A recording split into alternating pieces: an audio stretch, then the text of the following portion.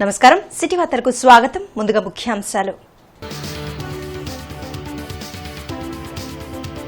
పేదలకు మెరుగైన వైద్య సేవలు అందించడమే సీఎం జగన్ లక్ష్యం.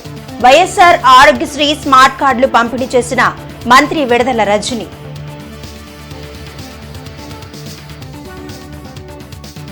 సీఎం జగన్ వ్యూహాలతో చంద్రబాబు మైండ్ బ్లాంక్. లోకేష్ యువగళం హాస్య కథా చిత్రం. మంత్రి అంబటి వ్యాఖ్యలు.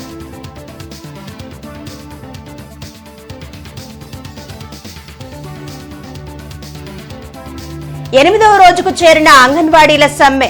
వంట వార్పుతో నిరసన.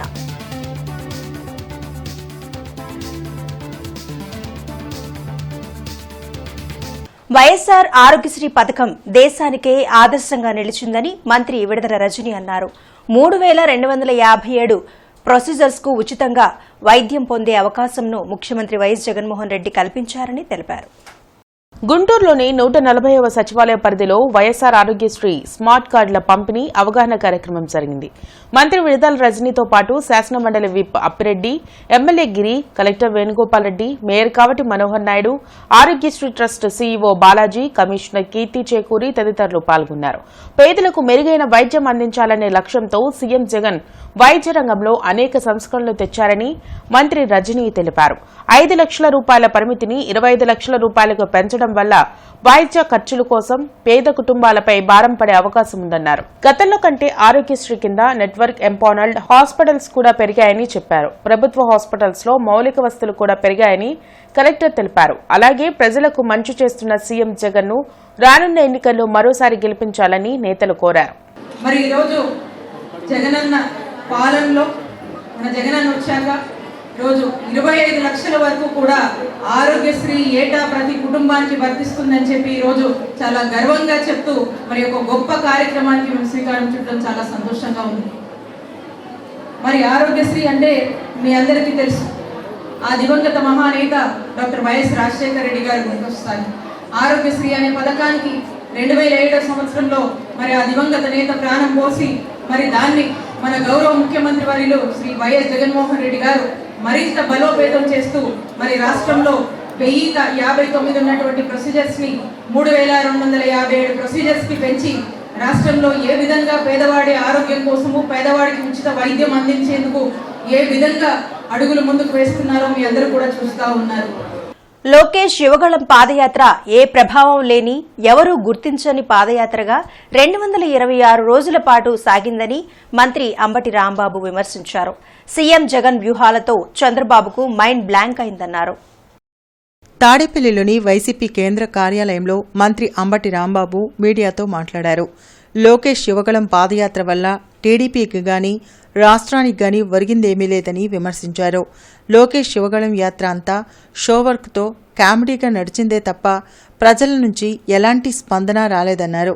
అసమర్థ పుత్రుణ్ణి సమర్థుడిగా చూపేందుకు వృద్ధ తండ్రి పడుతున్న తపన హాస్యాస్పదంగా ఉందని అంబటి పేర్కొన్నారు. బాలకృష్ణ, పవన్ కళ్యాణ్ ను యాంకరింగ్ చేసి యువగళం విజయమైందని డప్పు కొట్టినా ఎన్నికల్లో ఇరు పార్టీలకు భంగపాటు తప్పదని మంత్రి అంబటి రాంబాబు అన్నారు.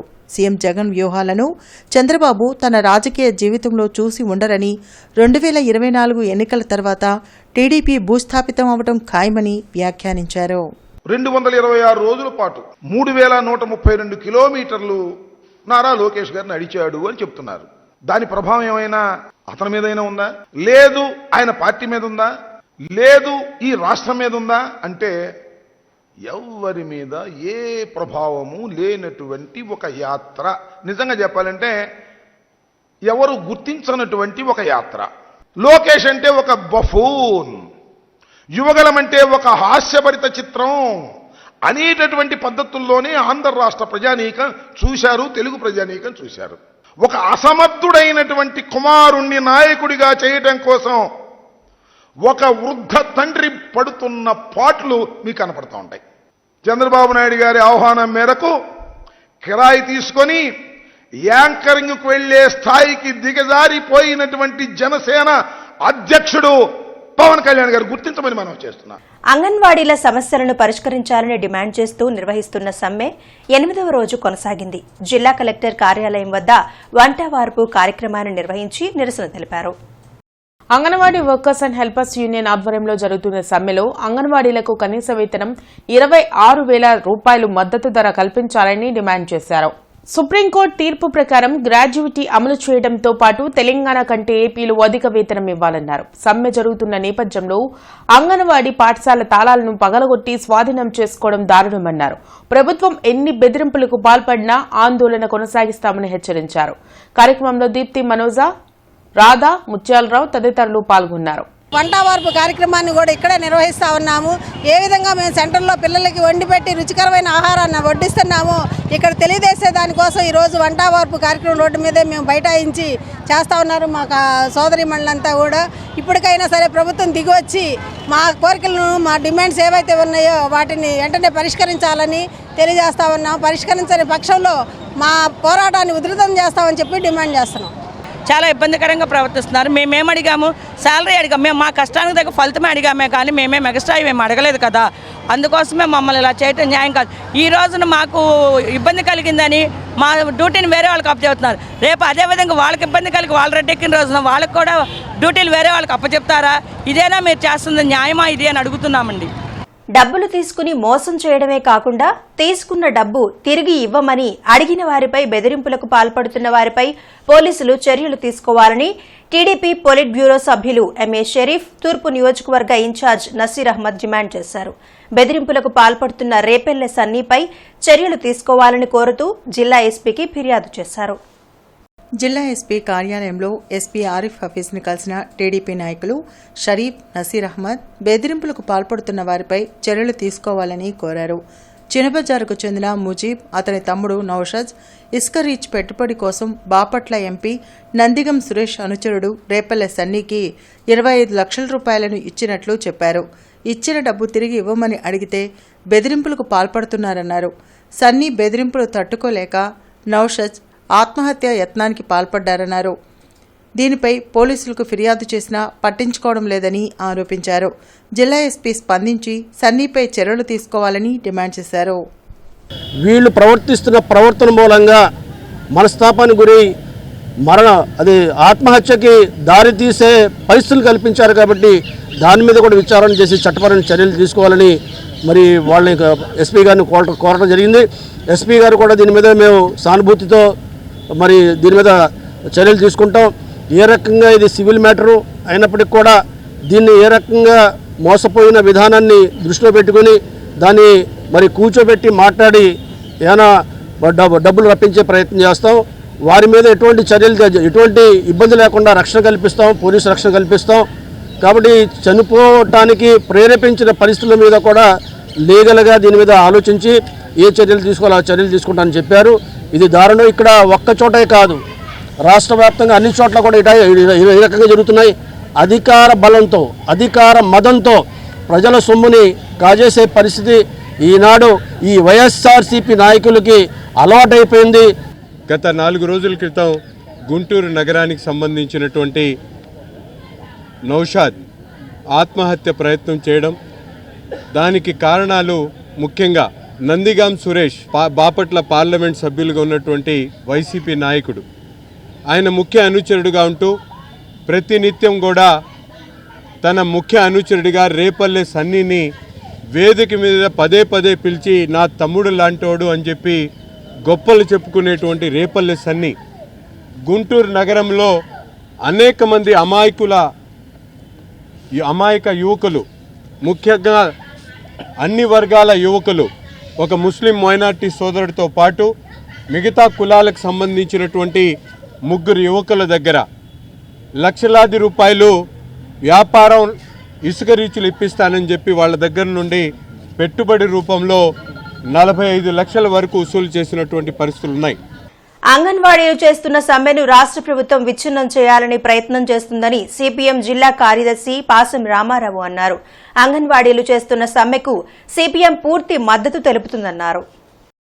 జిల్లా సిపిఎం కార్యాలయంలో పాసం రామారావు మీడియాతో మాట్లాడుతూ అంగన్వాడీ కేంద్రాల తాళాలను పగలగొట్టడం అవివేకమైన చర్య అని అన్నారు.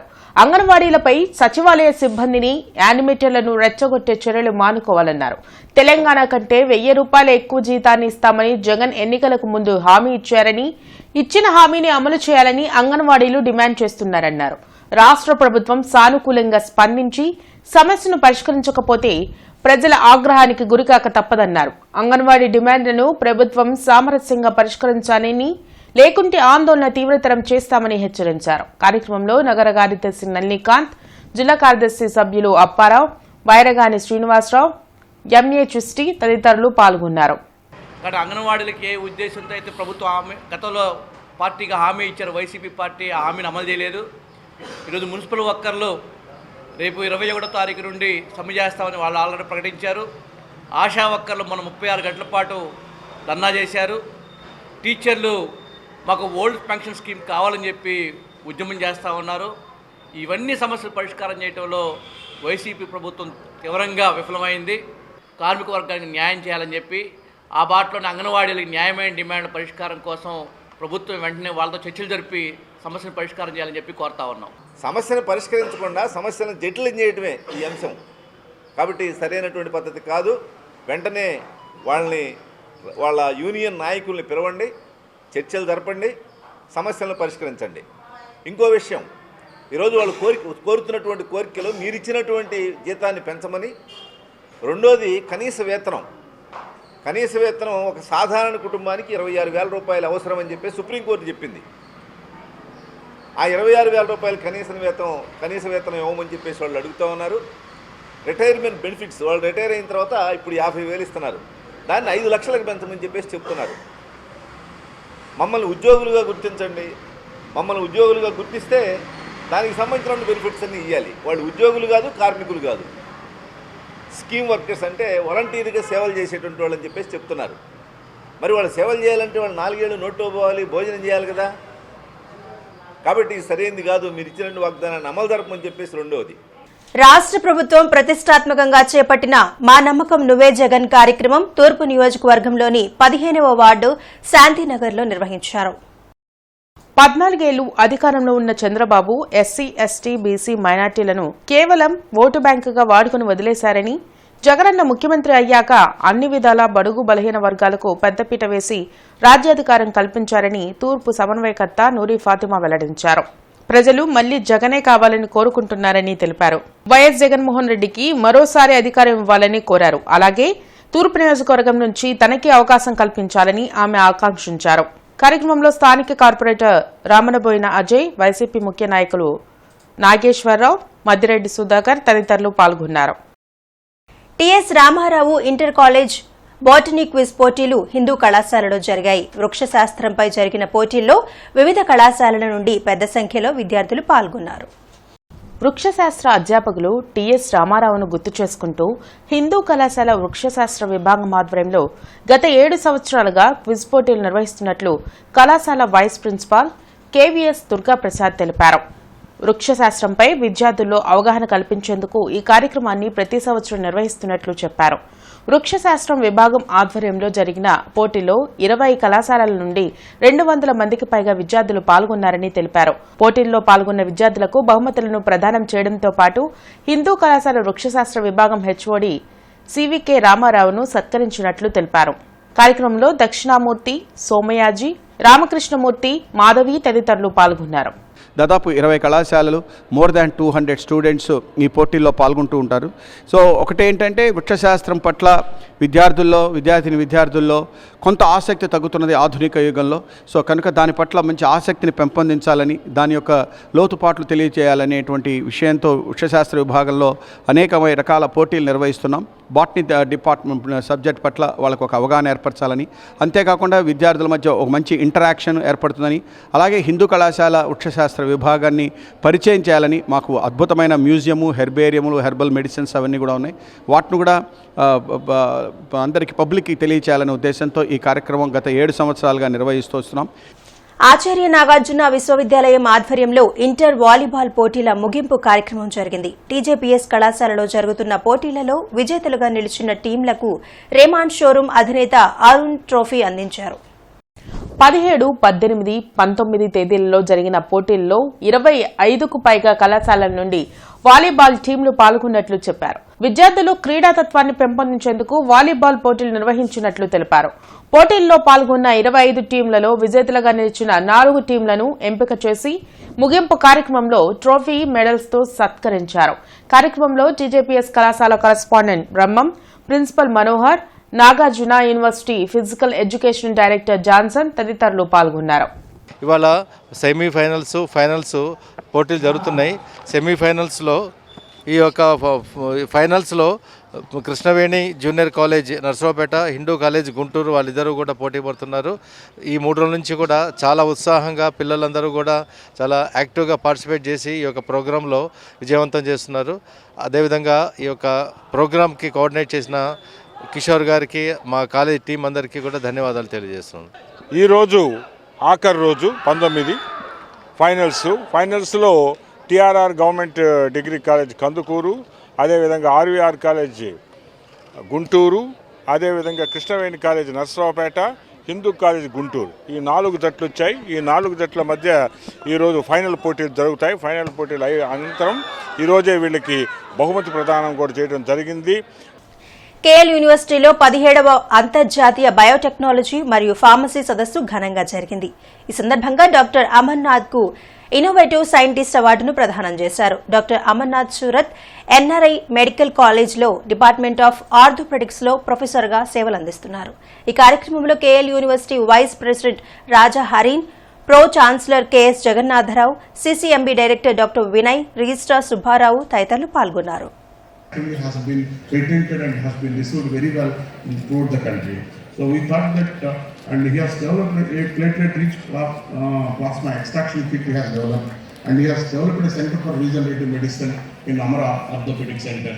So we congratulate Dr. Amarnath Surath for his excellent contribution for innovative. అఖిల భారత ప్రజా నాట్య మండలి ఆధ్వర్యంలో జరుగుతున్న జాతీయ స్థాయి పాదయాత్ర కొత్తపేటలో నుండి ప్రారంభమైంది.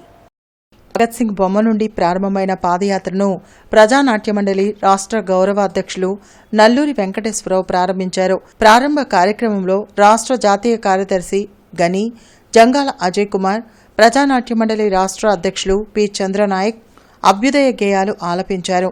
కార్యక్రమానికి రాష్ట్ర కార్యదర్శి చెన్నం పెంచలయ్య అధ్యక్షత వహించారు. పాదయాత్రలో షేక్ నజీర్, రామకృష్ణ, ఆరేటి రామారావు, పిచ్చయ్య, బందెల నాసర్జీ, శివయ్య, డప్పు సూర్య తదితరులు పాల్గొన్నారు.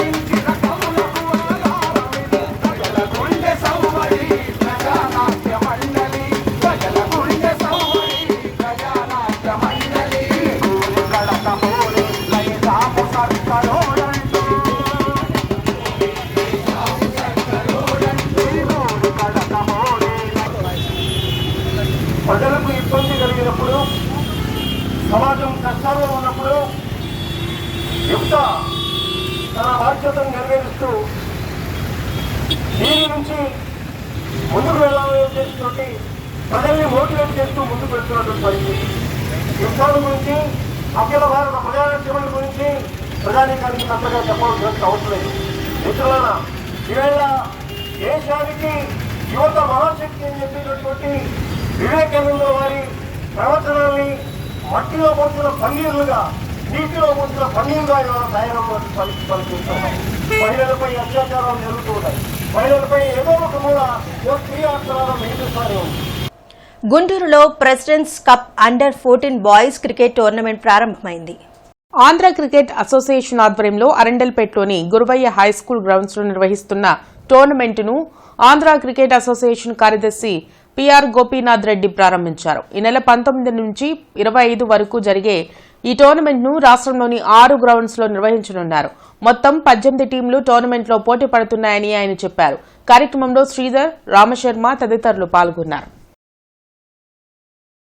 అంటే 18 టీమ్స్ అంటే దాదాపు 160 మంది, 270 పీపుల్ ఆడబోతున్న ఒక టోర్నమెంట్ ఇది. ఎందుకంటే అండర్-14 ఇది ప్రొఫెషనల్గా రన్ అవుతున్న టోర్నమెంట్.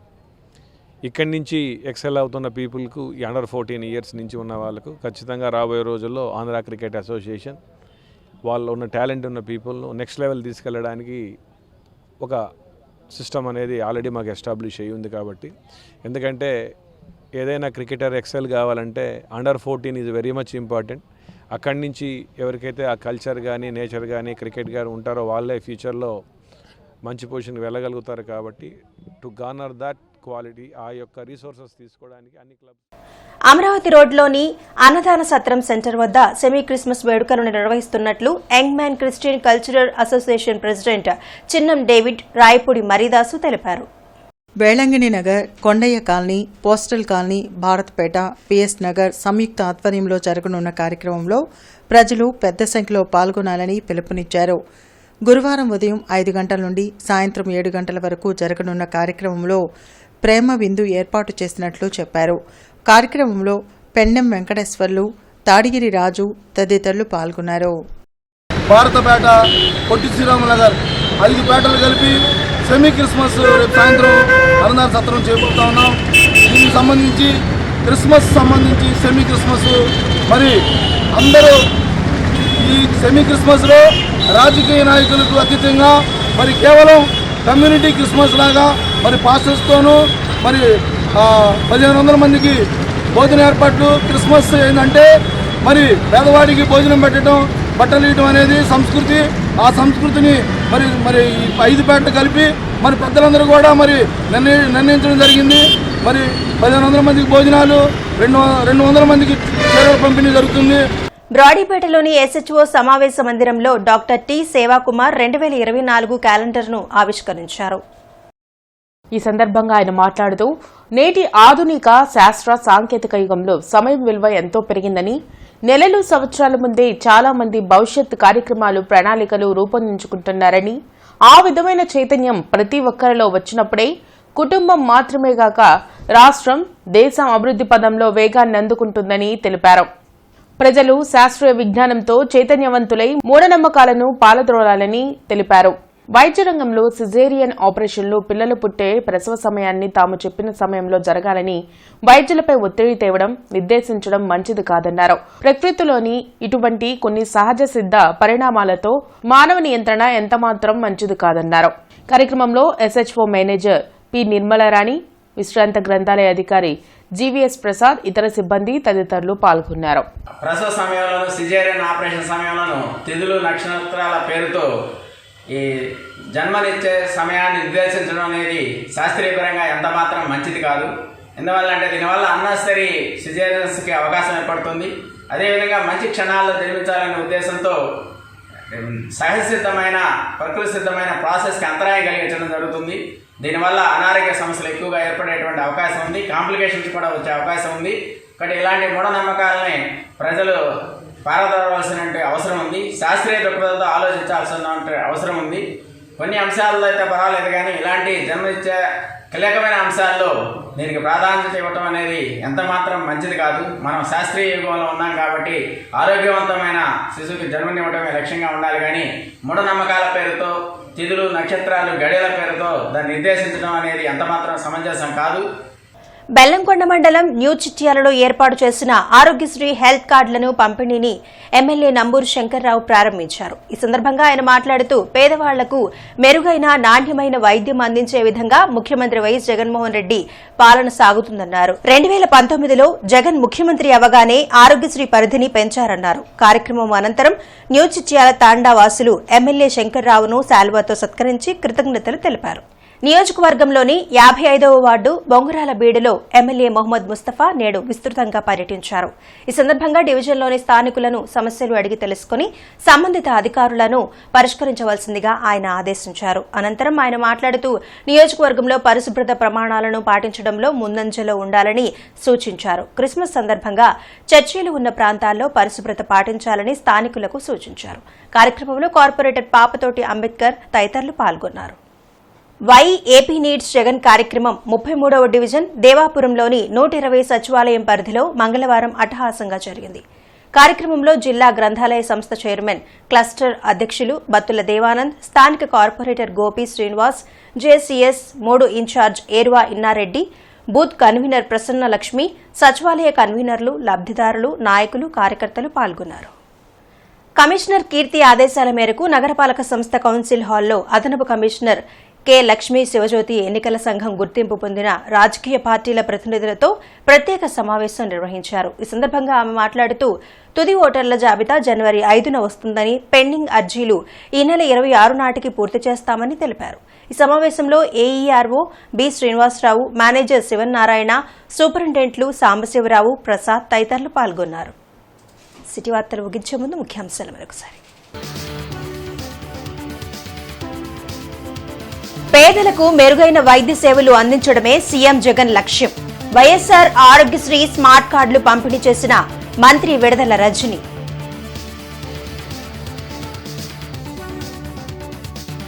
సీఎం జగన్ వ్యూహాలతో చంద్రబాబు మైండ్ బ్లాంక్. లోకేష్ యువగళం హాస్య కథా చిత్రం. మంత్రి అంబటి వ్యాఖ్యలు.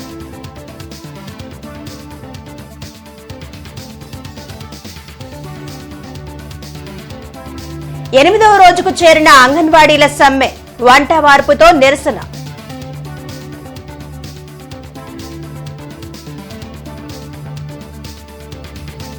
సిటీ వార్తలు సమాప్తం. నమస్కారం.